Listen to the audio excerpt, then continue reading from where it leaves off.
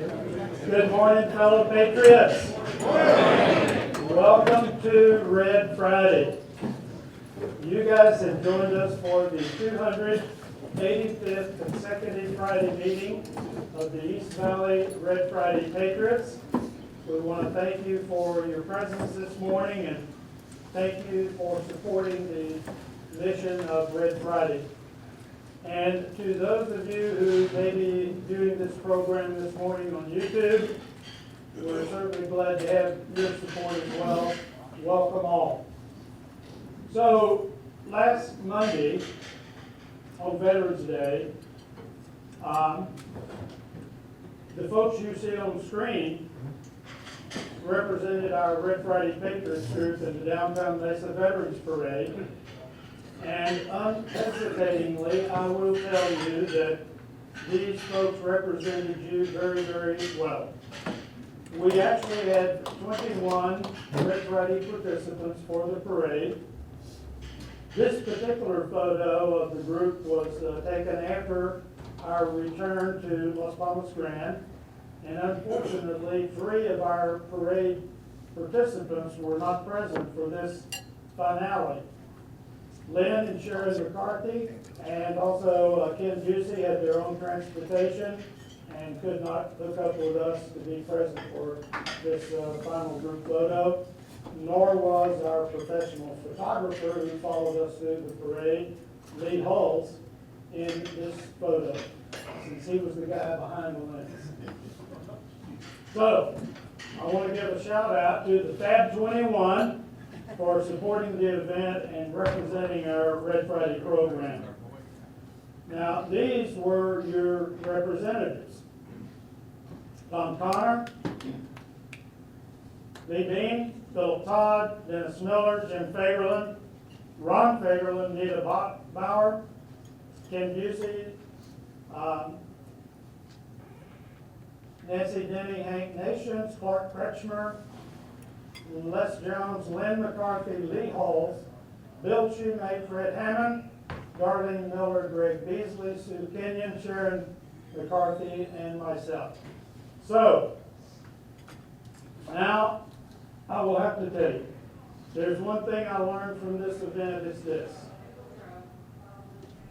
You give a soul a donut and a cup of water, they'll jump through leaps and bounds for the cause, and these folks did just that. Thank you, thank you, thank you.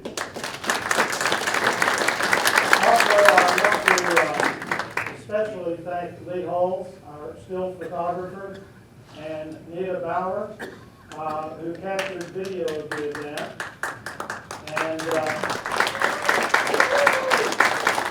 those 2 red shirts were constantly running, and I mean running, ahead of our group to set up and film as we passed in review.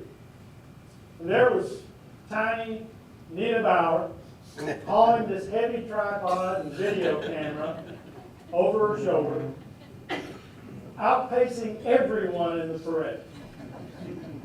Nita and Lee must have been absolutely exhausted after we finished up, and I want to thank you for the hustle. Great, great job. Now, additionally, a shout out to Philip Todd. Philip, raise your hand over here. For offering his beautiful Mercedes convertible to support our gaggle of Patriots. Thank you very much, Philip. We really do appreciate that. That was very kind of you. So we thought we would give you a very little small teaser of the event just to show you how much fun we had. Here's a very small clip of the parade before, during, and after.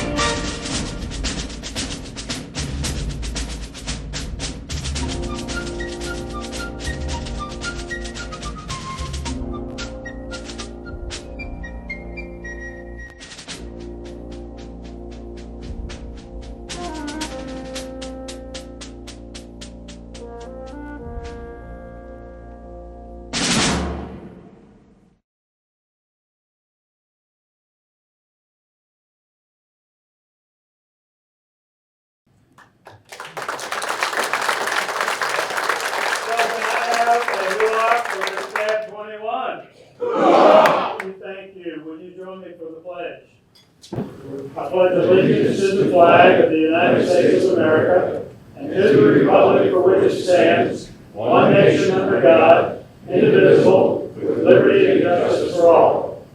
Thank you.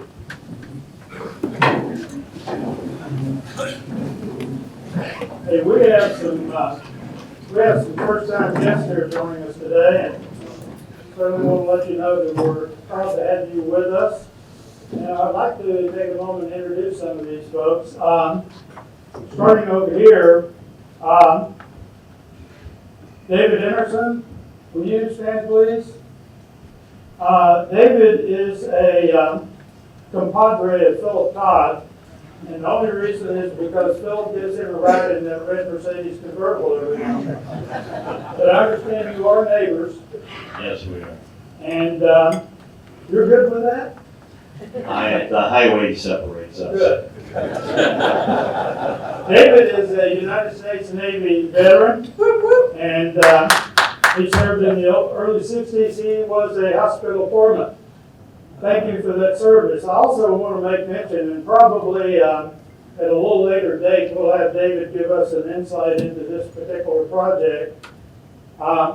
David is part of a group that is trying to actually have an aircraft carrier brought in to this community here in East Valley. An aircraft carrier. Who was the guy that built the Ark? This is a repetition of that event. Exactly. Well, we want to hear more about this, and here's something I would like to ask you to give us just a brief insight about that project. Well, yes, I've been working on this for 9 years with the Navy colony out in the East Coast Command Center. And when I said I'd like to get an aircraft carrier out here, she said, "How are you going to get that in the desert?" And started laughing. Well, I know Bob down at International Shipwrecking in Brownsville, Texas. And we were going to cut one up, bring it back here, weld it together. I had Bragg Trucking lined up to do that, and way too expensive. So we're going to build one out of steel. And like the Ark down in Kentucky, it's tourism, but inside the carrier there's going to be everything, every kind of room you can imagine. We're losing 22 guys a day from suicide. And if we can't do something like this exciting program, they can come and work in there. PTS, animal therapy, you name it's going to be in there. A full wedding service on the deck. We fly them from there right to Phoenix, and the vets and everybody that's involved will schedule all of this. Look forward to hearing more about it, David. Thank you. Also, we have with us the gentleman or the lady who rides with the gentleman more often than not in the passenger seat of that red Mercedes. And that's Philip's wife, Dottie. Dottie, glad to have you with us today. I'm surprised you didn't join us for that parade. Pardon me? I'm surprised you did not join us for that parade last night. Well, there was only room for 3 people. You got that right. You got that right. Well, thank you for joining us today, and we're looking forward to having you return. Thanks. Absolutely. Also, Bob Linvall. Bob, stand please. Bob is a resident of Los Palmas Grand, over there where I live, and he is a guest of Mike Scandrett today. And Bob, tell me something. Your referral here was through your neighbor? Yes, yeah, we were choir together. Choir. Yeah. I did not know this guy sang in a choir. I guess I let it be. So, Bob, do you sing in a choir as well? Yes, yeah. So, is this the LPG choir? Yes, Superb. Yeah. We need more men in that group. yes, we do. Yeah, I was the only bass last year, so You sing bass. yeah, so it's great to have Mike joining me this year. Who plays fiddle? Glad to have you with us today. Thank you. Thank you for joining us. Also, we have Mike Klein with us today. Mike, where are you? Mike, you're joining that gaggle over there at Thomas Del Sol. Right. The huge majority of those red shirts are, I assume, now back here in town. Right. And I also see that you're an Oregon resident, so you're here for 5 months, 6 months, About, yes, and then you'll be heading back. you bet. So who is the gentleman responsible for inviting you here? Joe Oswald. Really?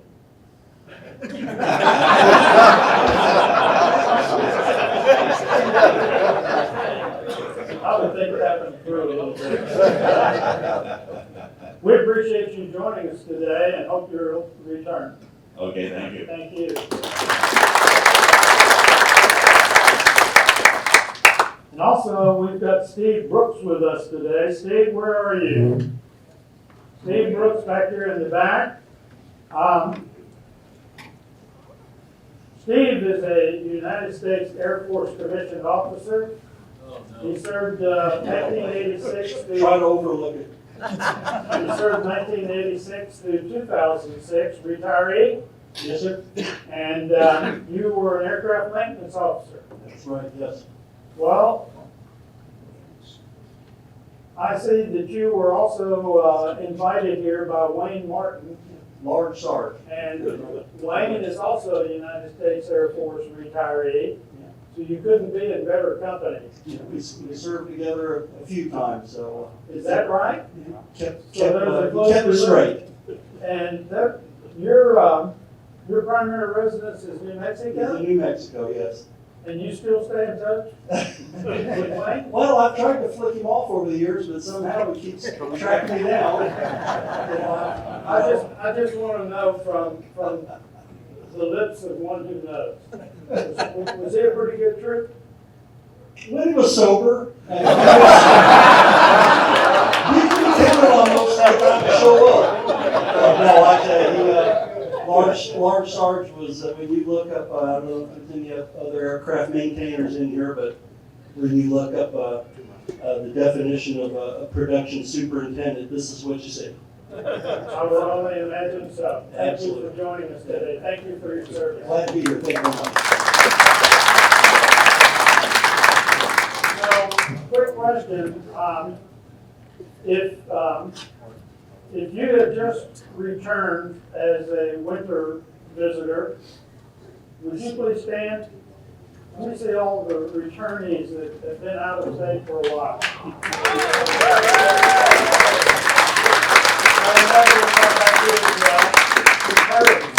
Superb.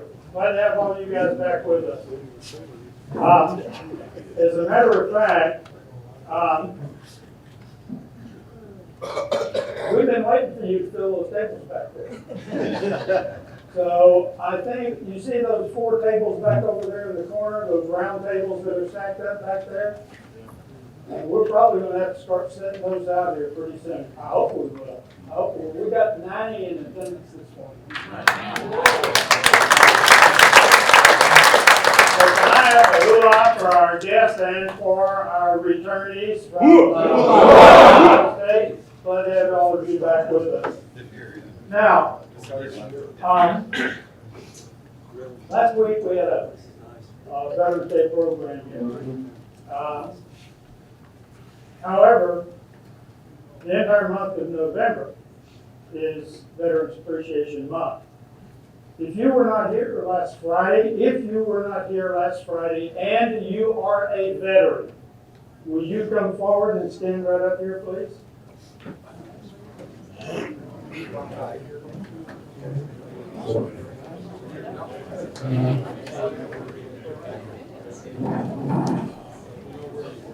Richard. We're gonna need a shirt.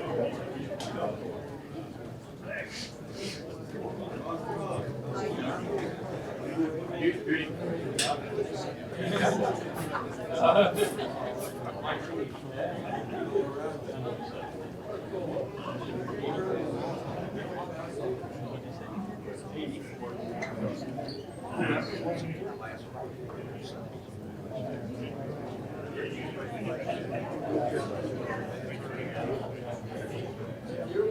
were you guys last week?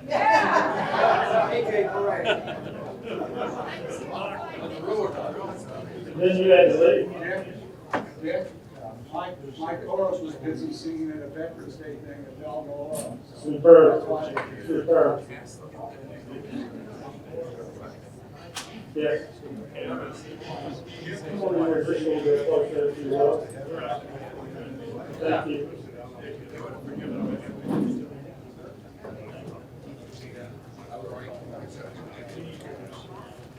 Okay. I've got plenty, but I didn't bring that many. I didn't expect all this stuff. Guys, last week we presented our veterans with a little memento of our appreciation for your service. We're doing the same thing this morning. If I do not have a pen for you this morning, I will have it here next week. But we certainly want to express our gratitude for your service to this country. Thank you very, very much.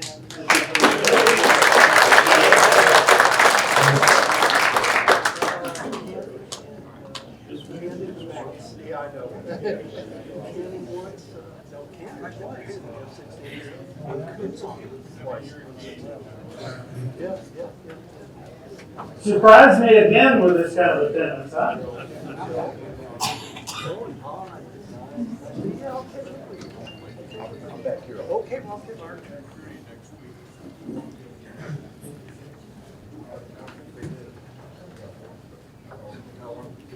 You know, I don't know about you folks, but I'm rapidly finding that my memory is starting to fade, especially about things that happened in my youth. And even going back to my days as a toddler, it's difficult to even recollect anything. But there are a few of those preschool experiences that are ingrained in my memory. I don't think I'll ever forget them. They're locked in my noggin, if you will. As an example, I recall when I was in the hospital lying on a stretcher outside of an operating room. I was 5 years old. There was another kid lying on a stretcher right next to me. Never forget his name. His name was Rugby. Well, I leaned over and I asked Rugby. I said, "What are you in here for?" He said, "I'm getting my tonsils out. I'm a little nervous."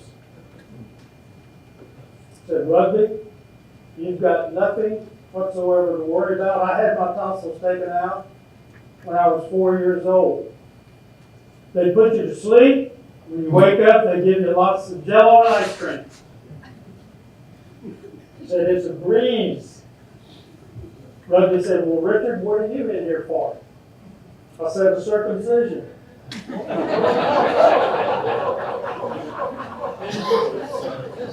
Rugby said, "Whoa! Good luck, buddy." He said, "I had that done after I was born. I couldn't walk for a year."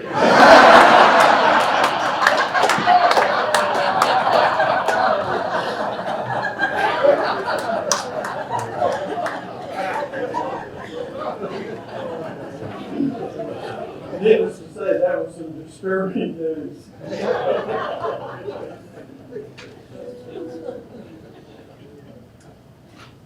Folks, we're now halfway through the month of November. This year will soon be history. Speaking of history, I'm confident that many of you here recall when and where you were during the month of November, 1965, 59 years ago. Think back. November 1965, where were you?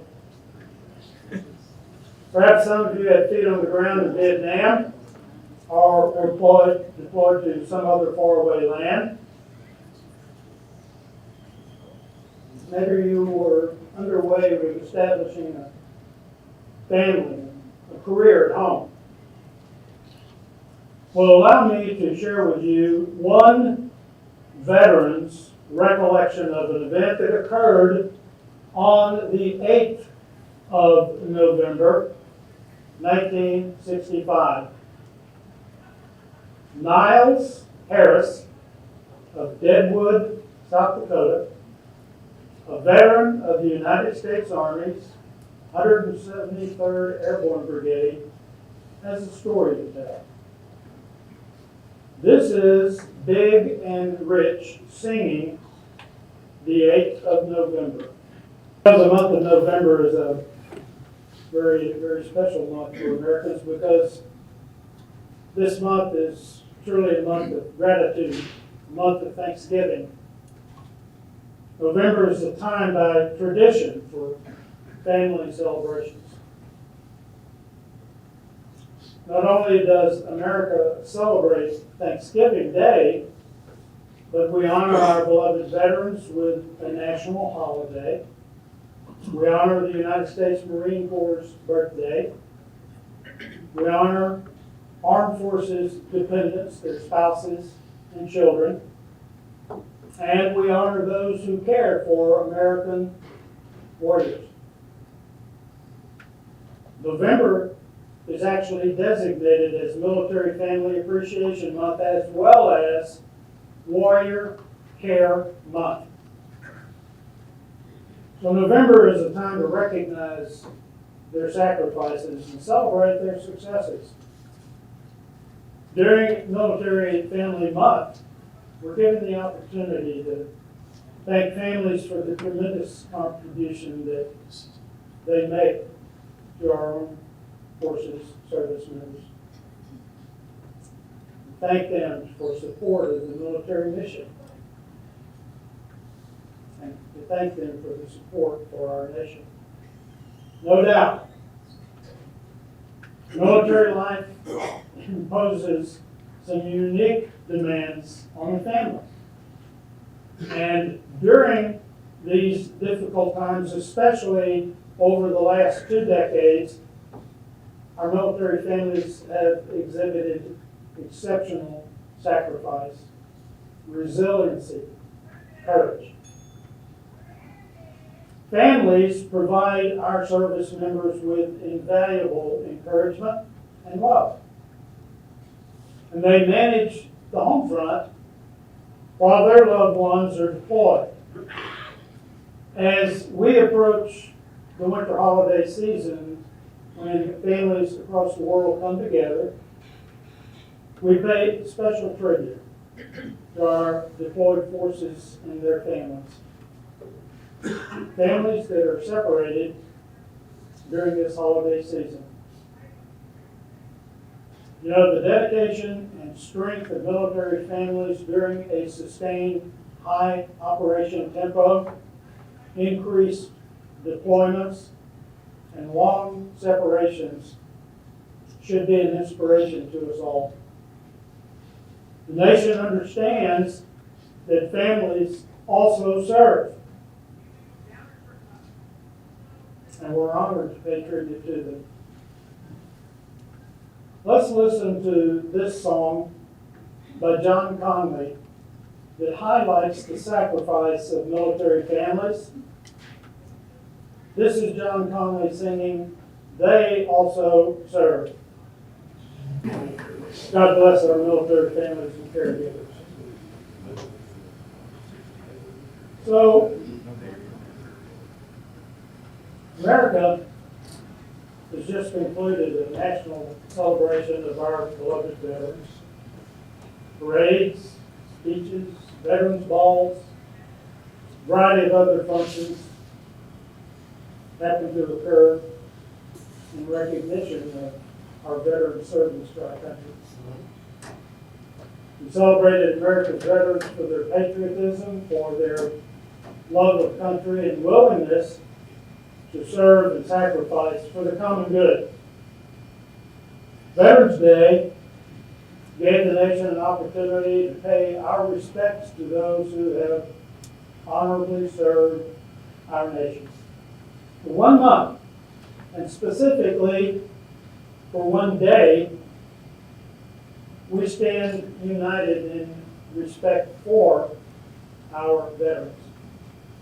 So, allow me to share with you some information about our vets that you may not be aware of. According to data from the Department of Veteran Affairs, there are currently around 16 million U.S. veterans, representing 6.1% of the U.S. population age 18 and older. 16 million. Roughly 3/4, 78% of American veterans served during wartime. 22% served during peacetime. That does not mean that 78% served in a war zone. Rather, they served during a period of war. About 0.5%, or 240,000 veterans served in World War II. 933,000, 3.5% in the Korean War. 33% in the Vietnam War. 25% in the Persian Gulf War.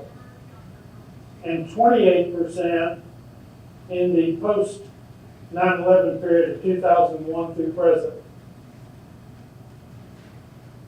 By 2046, only 22 years from now, there will be around 12.5 million veterans, a decrease of about 22% from the current numbers.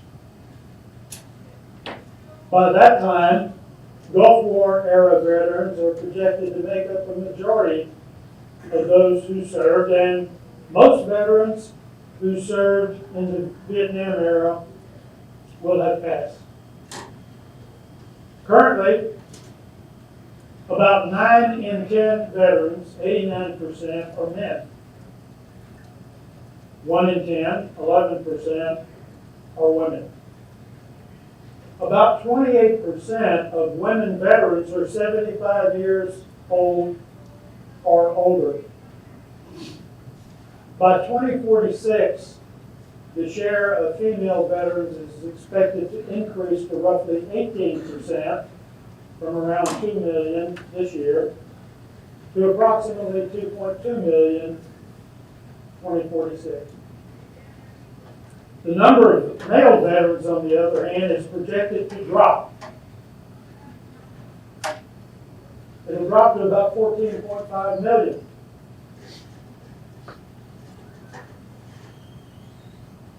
As with trends in the United States population overall, the veteran population is expected to become more racially and ethnically diverse. Between 2024 and 2046, the share of veterans who are non-Hispanic white is expected to drop from 72 to 62%. The share of veterans who are Hispanic is expected to almost double, from 9% to 16%, while the share who are African Americans is expected to increase slightly, from 13 to 15%. Would you believe that 17% of the unsheltered homeless population in the United States are veterans? That's 36,000 veterans on the street. America has 81,000 vets living in shelter homes. Shameful. Veterans consist of 13.5% of all deaths by suicide. But they only make up 6.1% of the U.S. adult population. In other words, suicides within the veteran community are more than double that of suicides within the civilian population. 30% of our veterans have a service-connected disability. That's 4.8 million out of 16 million vets. About 1.1 million veterans have a 100% service-connected disability rating, which represents 23% of veterans with service-connected disabilities. Add to that the fact that 7% of the United States veterans will experience service-connected post-traumatic stress disorder at some point in their life. These homeless, disabled vets are the same people who put their lives on hold to serve in the defense of our country. We are indebted to them. We owe them far more than they have received.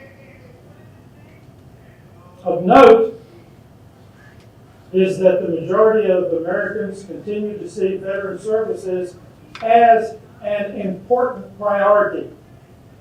In a recent survey, a 72% majority of U.S. adults said that if they were responsible for managing the federal budget, they would increase spending for veterans benefits and services. That 72% majority was the highest share of all 13 federal program areas included in the survey, except for education, which tied at 72%.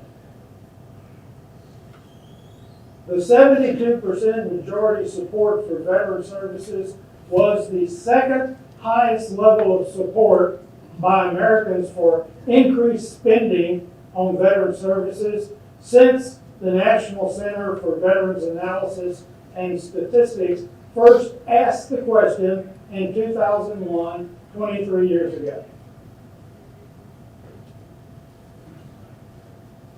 And yet today, our Congress continues to allocate enormous taxpayer dollars for ridiculously frivolous programs, non-productive programs, and handouts to include massive dollars in services for undocumented, unauthorized, alien families who are crossing our borders and entering our country illegally.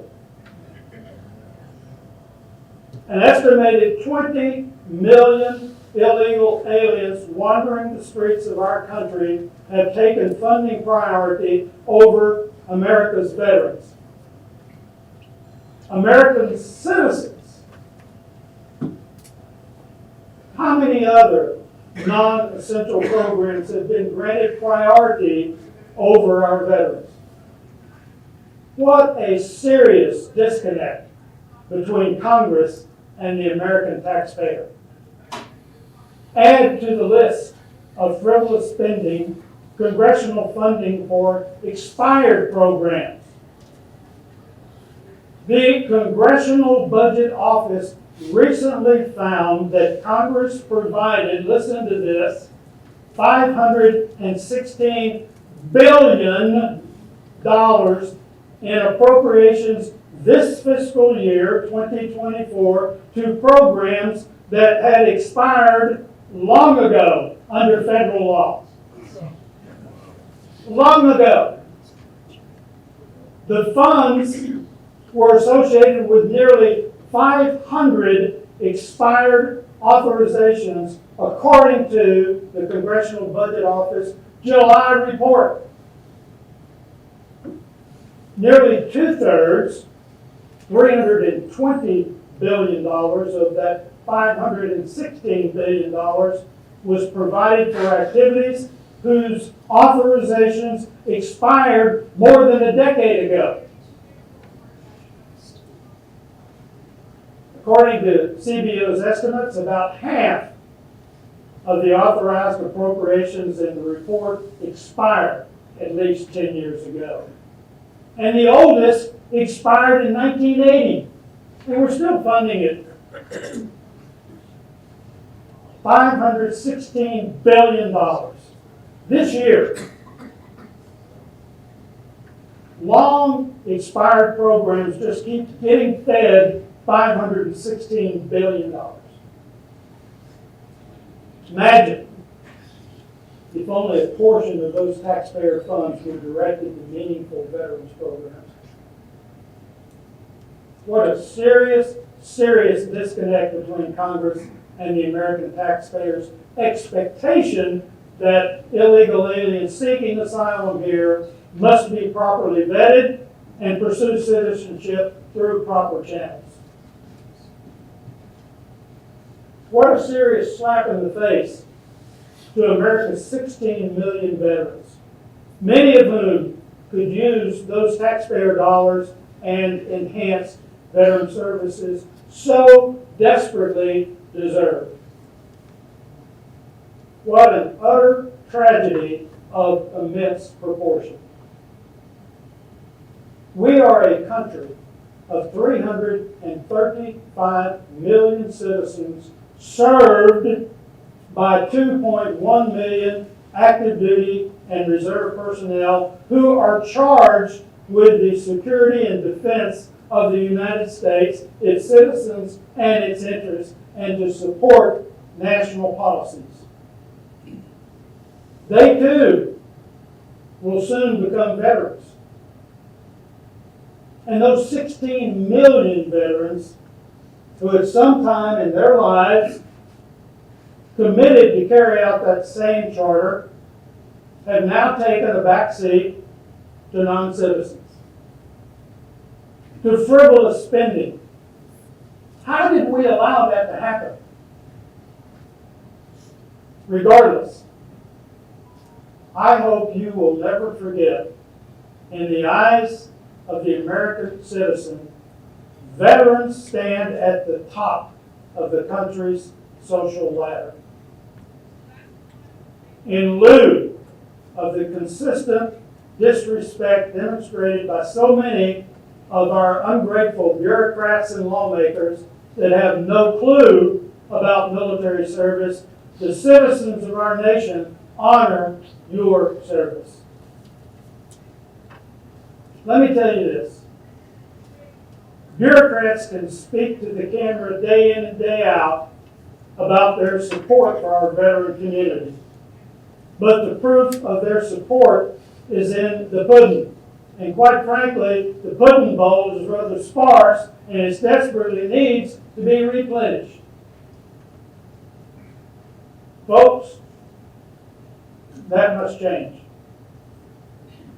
And it's up to us, American citizens, to right the ship and demand the change. I am a firm believer that American veterans should not just survive. American veterans should thrive.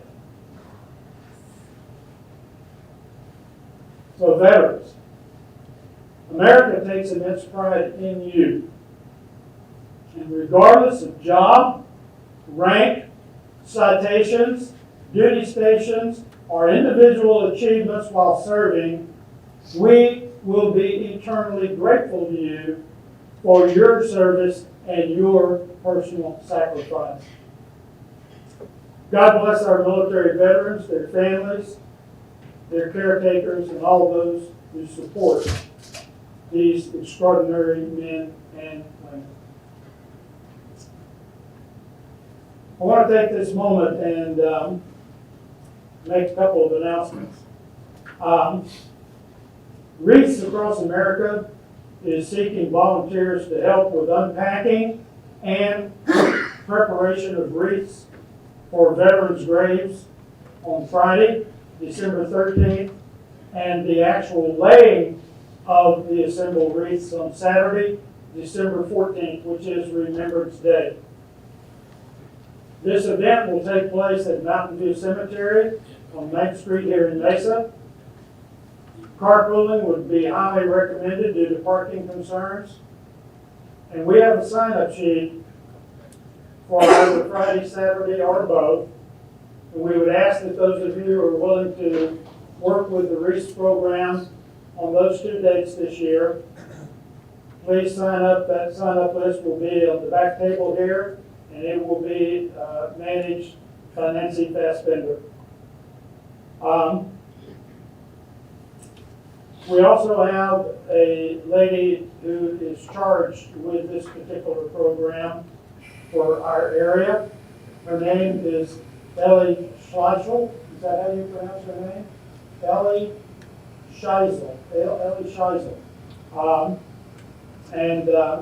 She will also be the one who is in charge with those who volunteer for this program. Reach Across America is a phenomenal program that supports veterans. And Nancy is a coordinator for this area as well, but I would appreciate very much so any of you that have that weekend, Friday and Saturday available, please volunteer for this program. Next Friday, November 22nd, we have a guest speaker scheduled, and I sincerely ask that you plan to attend to support our guests.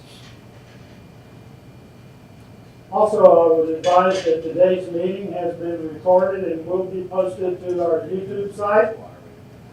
Any of you who have yet to go online and view our meetings, all that's necessary is just to go into your browser, type in East Valley Red Friday Patriots. It'll take you to the link to our site. Over the past 4 months, all of our meetings have been video recorded, and you can view any of those anytime. Also, do we have any Palmas del Sol East residents here? Would you see me after the meeting? Would appreciate it. And to those of you who have made the inquiry, the answer is yes. We will have a meeting the day after Thanksgiving on November 29th. If it were Christmas Day, it fell on a Friday, we would have some type of meeting. So prior to your departure, please leave your name badges at the greeting table. Thanks to all of our first-time guests for joining us today. We're elated to have all of our winter visitors return. I hope you guys have a wonderful weekend, and I just want you to remember, do not discount the importance of this Red Friday Group's mission.